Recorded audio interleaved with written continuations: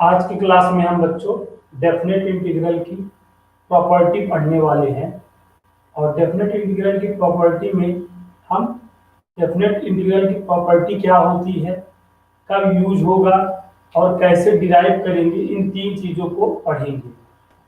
निश्चित समाकलन की प्रॉपर्टी क्या है, कैसे प्रूव करते हैं, कब हम उन प्रॉपर्टियों का यूज करते हैं, प्रयोग करते हैं। तो सबसे पहले आइए पहली प्रॉपर्टी समझें। तो पहली प्रॉपर्टी से हमें क्या प्रॉफिट मिलता है, क्या फायदा मिलता है, या हमें कब यूज करना होता है, आइए इस बात को समझें। तो हमें फर्स्ट वाली प्रॉपर्टी बच्चों तब यूज करना होता है अगर टी वेरिएबल में फंक्शन है।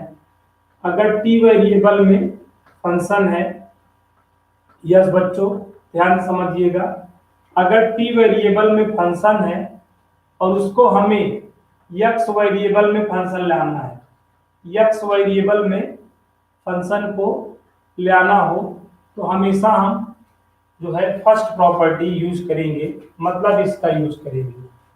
ध्यान दीजिएगा, अगर टी फंक्शन में आपका डेफिनेट इंटीग्रल है, उसको एक्स फंक्शन में आप लाओगे तो पहली बात लिमिट आपकी नहीं चेंज होगी, लिमिट आपकी अनचेंज होगी, लिमिट आपकी अपरिवर्तित होगी।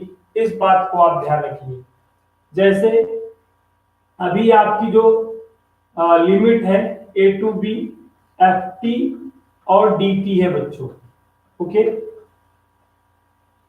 ये देखिए टी वेरिएबल में फंक्शन है, अगर टी वेरिएबल में फंक्शन है उसको आप एक्स वेरिएबल में फंक्शन लाना चाहते हो, तो क्या होगा, जहां पर टी है वहां सिंपली क्या रिटेन हो जाएगा, एक्स रिटेन हो जाएगा, लेकिन लिमिट नहीं चेंज होगी, लिमिट तो वही रहेगी। जो यहाँ लिमिट है वही लिमिट यहाँ पे होगी। इस बात को समझिए। अगर टी वेरिएबल वाले फंक्शन को एक्स वेरिएबल वाले फंक्शन में चेंज करना रहेगा तो हमेशा याद रखिएगा, जहां पर टी है वहां पर एक्स रिटेन हो जाएगा और लिमिट नहीं परिवर्तित होगी, लिमिट नहीं चेंज होगी। ऑलवेज रिमेंबर दिस थिंग, इस बात को हमेशा याद रखिए। अगर टी फंक्शन को एक्स वेरिएबल के फंक्शन में कन्वर्ट करना है तो जहां पर टी है वहां पर एक्स रिटर्न कर दो, लिमिट जो है वही रहेगी ना। एग्जाम्पल आप देखो, जैसे पहले बच्चों ये कोई डेफिनेट इंटीग्रल का क्वेश्चन है ना, sine t d t, yes बच्चों 0 to π/2 sine t d t, ये आपका डेफिनेट इंटीग्रल का कोई क्वेश्चन है। देखिए टी वेरिएबल पर है, इसको अगर आप एक्स वेरिएबल पे करना चाहते हैं तो सिंपली क्या करिएगा, जहां पर टी है वहां पर एक्स रिटर्न कर दीजिए, ओके। अब यहाँ पे जो लिमिट है, लिमिट नहीं परिवर्तित होगी, ओके। तो ये आपकी पहली प्रॉपर्टी है। पहली प्रॉपर्टी में हमने क्या जाना कि अगर हम टी वेरिएबल में कोई फंक्शन है तो उसे अगर हम एक्स वेरिएबल फंक्शन में या यू वेरिएबल फंक्शन में या कोई अदर वेरिएबल के फंक्शन में कन्वर्ट करेंगे तो लिमिट हमारी नहीं चेंज होगी। और अगर हम उसे अदर फंक्शन में कन्वर्ट कर रहे हैं तो जिस फंक्शन में हम उसको कन्वर्ट करते रहेंगे, ठीक है, वही आप जो है टी के प्लेस पे या एक्स के प्लेस पे रिटर्न कर देंगे तो अदर फंक्शन में कन्वर्ट हो जाएगा। ऑलवेज रिमेंबर दिस थिंग, इस चीज को हमेशा आप याद रखिए, ओके। ये हमारी पहली प्रॉपर्टी है।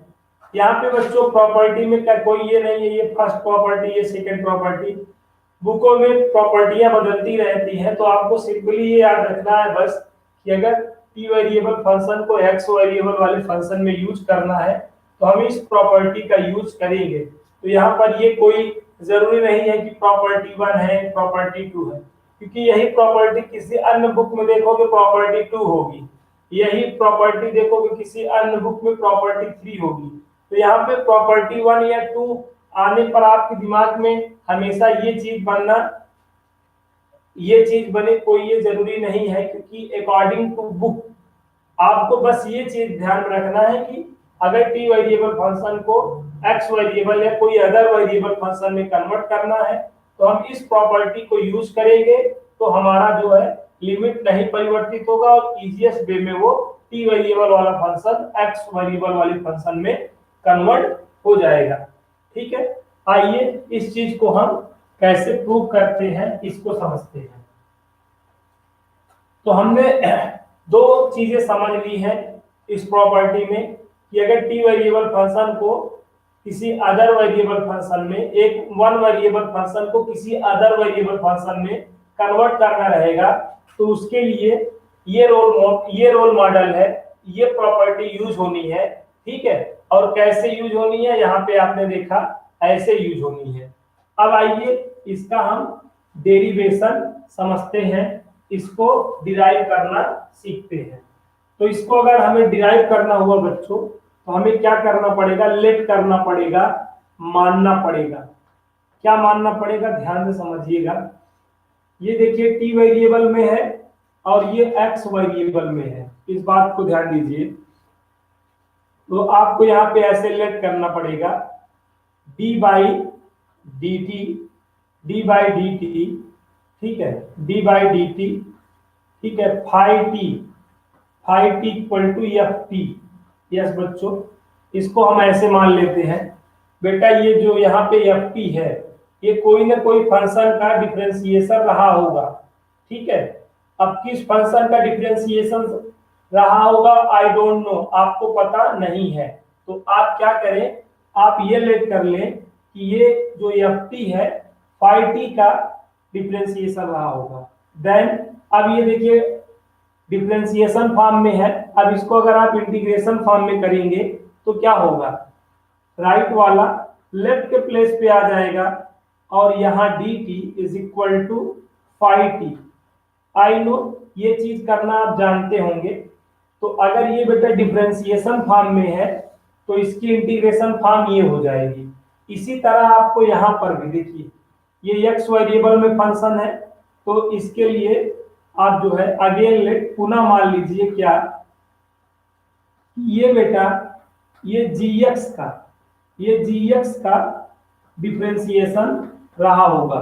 ठीक है, अब इसको आप इंटीग्रेशन में कन्वर्ट करिए, integration F X D X is equal to क्या हो जाएगा, जी एक्स हो जाएगा। यहाँ पे प्लस सी कर सकते हैं, नो प्रॉब्लम, आप यहाँ पे प्लस सी कर दीजिए, यहाँ पे भी प्लस सी कर दीजिए, ऐसा कोई मुश्किल नहीं है, आप कर सकते हैं। अब ऐसा करके आप एक बार एलएचएस साइड को ले लो।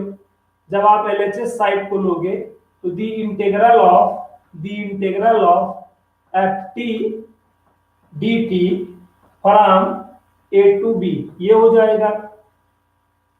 अब इसका इंटीग्रेशन आपको पता ही है, इसका इंटीग्रेशन क्या है, एफ टी डी टी का इंटीग्रेशन आपने यहाँ लेट करके क्या आउट कर लिया है, फाइव टी प्लस सी, और इस पे स्क्वायर ब्रैकेट अप्लाई करके राइट कॉर्नर पर ये जो लिमिट है इनको राइट कर देंगे।